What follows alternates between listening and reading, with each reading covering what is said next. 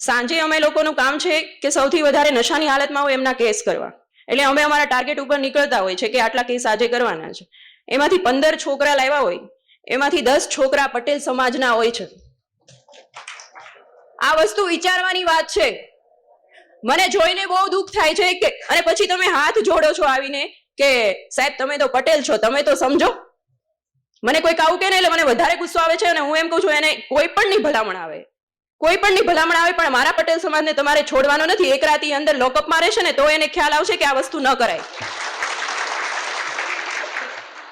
ખૂબ વિચારવાની વાત છે. મારે મતલબ અત્યારે સમાજના તમામ વ્યક્તિ બેઠા છે એટલે હું કહેવા માંગુ છું કે આ વસ્તુ વિચારવાની વાત છે. શું કામ આવું કરો છો? તમારી પાસે પૈસા છે તો સારી જગ્યાએ વાપરો ને. અને જે સાયબર ફ્રોડના કેસ આવે છે એમાં 50% પટેલ સમાજ હોય છે. શું કામ અવળા રસ્તે ચડો છો? પટેલ સમાજે આટલી નામના મેળવી છે, આટલું આગળ વધ્યા છે, તો શું કામ આવી રીતે પતન તરફ જવાનું? આજુબાજુના વ્યક્તિ પણ અમને એમ કહેતા હોય છે કે સાહેબ તમારો સમાજ છે, તમારો સમાજ છે. કેટલી શરમ આવે. એટલે થોડુંક વિચારવાની વાત છે.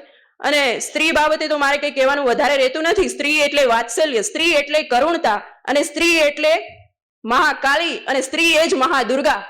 તમામ રૂપ ધારણ કરી શકો છો. જ્યારે કોઈ વ્યક્તિ તમને છેડે છે, કોઈ વ્યક્તિ તમને હેરાન પરેશાન કરે છે, હમણાં જે કેસ બન્યો, તમે કદાચ રીલ્સમાં એક્ટિવ હોય, મતલબ જોતા હોય તો ખ્યાલ આવે, કાપોદ્રા કે વરાછાનો બનાવ છે. છોકરીઓને એક છોકરો હેરાન કરે છે, એના એ જ સમયે એને મારવા, એને પોતે એક્શન ઉઠાવે છે, મારે છે બધાની વચ્ચે, અને એને જેલ ભેગો કરે છે. એટલે તમારામાં એટલી તાકાત છે.